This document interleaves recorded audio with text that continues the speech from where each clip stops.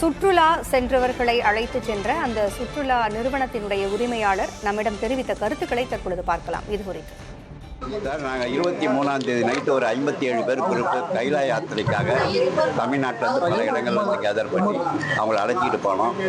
சென்னையிலேருந்து ஒரே ஃப்ளைட்டு, டெல்லியிலேருந்து காட்மாண்டில் இறங்கி ரூமுக்கெல்லாம் ஏற்பாடு பண்ணி அங்கே தங்க வச்சுட்டோம். அன்றைக்கி நைட்டு மீட்டிங் முடிஞ்சு மறுநாள் கைலாயத்தை விட்டு கிளம்புற வரைக்கும் நான் இருந்து அனுப்பி வச்சுட்டு தான் நான் கிளம்பி வந்தேன். நேற்று நைட்டு கூட நான் அவர்கிட்ட பேசினேன்.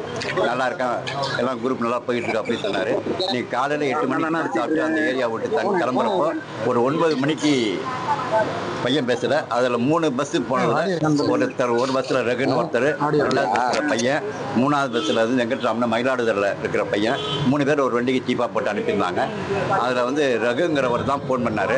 இது மாதிரி ஒரு வெடி விபத்து ஏற்பட்டது, அதில் வந்து நில அதிர்வு ஏற்பட்டுச்சு, அதிலேருந்து நாங்கள் தப்பிச்சு ஒரு வண்டியை தான் நாங்கள் டிரைவர் வந்து காப்பாற்றி வெளில கொண்டு போனோம். அடுத்த வண்டி நாங்கள் திரும்பி பார்க்கும்போது அது பள்ளத்தில் உருண்டது பார்த்தோம் அப்படின்னு சொல்லி அவர் ஃபோன் பண்ணார். இங்கே இப்போ கீழே இறங்கி பார்க்க முடியுமா? நம்ம இறங்கி பார்க்கறதுக்கு அலோவ் பண்ணலை. எனக்கு அங்கே இருந்தால் நம்ம மாட்டிக்குவோம், நீங்கள் நேராக நாங்கள் மேலே போயிடுறோம் அப்படின்னு சொல்லி மேலே அடைச்சிட்டு போயிட்டான் டிரைவன். அவன் மேலே கொண்டு போய் தங்க வச்சதுக்கப்புறம் இங்கே என்ன நடந்த சம்பவங்கள் தெரியல. அப்புறம் பர்மிஷனை வாங்கிட்டு மிலிட்ரிக்காரங்க சொன்ன விதத்தை வச்சுக்கிட்டு தேடிட்டு இருக்காங்க. ஒரு பஸ்ஸு கவுந்துருச்சு, தேடிட்டு இருக்காங்க. இதுதான் நடந்திருக்கு. மிலிட்ரி ராணுவம் தெரியப்படுத்தியாச்சு. ஏன்னா பெரிய விபத்து அது. அது வாயால் சொல்ல முடியும், அந்தளவுக்கு எல்லாம் அது. அதில் வந்து எவ்வளோ பேர் வருவாங்கங்கிறது தெரியல. அண்ணன் தான் வழி சொல்லணும். சார், நாங்கள் 23ஆம் தேதி நைட்டு ஒரு 57 பேர் குறிப்பு கைலா யாத்திரைக்காக தமிழ்நாட்டிலேருந்து பல இடங்கள்லேருந்து கேதர் பண்ணி அவங்கள அழைச்சிக்கிட்டு போனோம். சென்னையிலேருந்து ஒரே ஃப்ளைட்டு, டெல்லியிலேருந்து காட்மாண்டில் இறங்கி ரூமுக்கெல்லாம் ஏற்பாடு பண்ணி அங்கே தங்க வச்சுட்டோம். அன்றைக்கி நைட்டு மீட்டிங் முடிஞ்சு மறுநாள் கைலாயத்தை விட்டு கிளம்புற வரைக்கும் நான் இருந்து அனுப்பி வச்சுட்டு தான் நான் கிளம்பி வந்தேன். நேற்று நைட்டு கூட நான் அவர்கிட்ட பேசினேன். நல்லா இருக்கேன், எல்லாம் குரூப் நல்லா போயிட்டு இருக்கு அப்படின்னு சொன்னார்.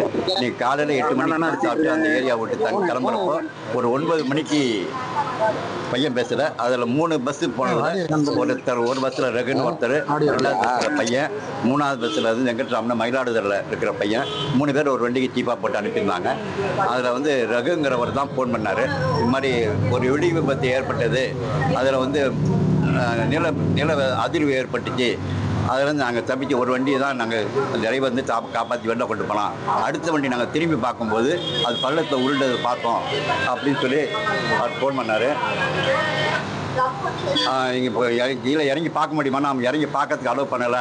எனக்கு அங்கே இருந்தால் நம்ம மாட்டிக்குவோம், நீங்கள் நேராக நாங்கள் மேலே போயிடுறோம் அப்படின்னு சொல்லி மேலே அடைச்சிட்டு போயிட்டான் டிரைவன். அவன் மேலே கொண்டு போய் தங்க வச்சதுக்கப்புறம் இங்கே என்ன நடந்த சம்பவங்கள் தெரியல. அப்புறம் பர்மிஷனை வாங்கிட்டு மிலிட்ரிக்காரங்க சொன்ன விதத்தை வச்சுக்கிட்டு தேடிட்டு இருக்காங்க. ஒரு பஸ்ஸு கவுந்துருச்சு, தேடிட்டு இருக்காங்க. இதுதான் நடந்திருக்கு. மிலிட்ரி ராணுவம் தெரியப்படுத்தியாச்சு. ஏன்னா பெரிய விபத்து அது. அது வாயால் சொல்ல முடியும், அந்தளவுக்கு எல்லாம் அது. அதில் வந்து எவ்வளோ பேர் வருவாங்கங்கிறது தெரியல. அண்ணன் தான் வழி சொல்லணும்.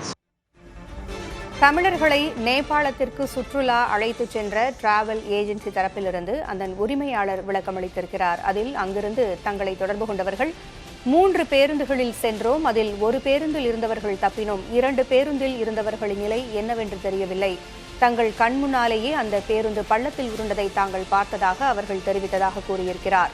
தமிழர்கள் சென்ற பேருந்து வெள்ளத்தில் அடித்துச் செல்லப்பட்டதாகவும் அவர் கூறியிருக்கிறார். ஒரு பேருந்தில் சென்றவர்கள் தப்பிக்க வேண்டும் என்பதற்காக வேகமாக அந்த ஓட்டுநரால் மலைப்பகுதிக்கு அழைத்துச் செல்லப்பட்டதாகவும் அவர் விளக்கமளித்திருக்கிறார்.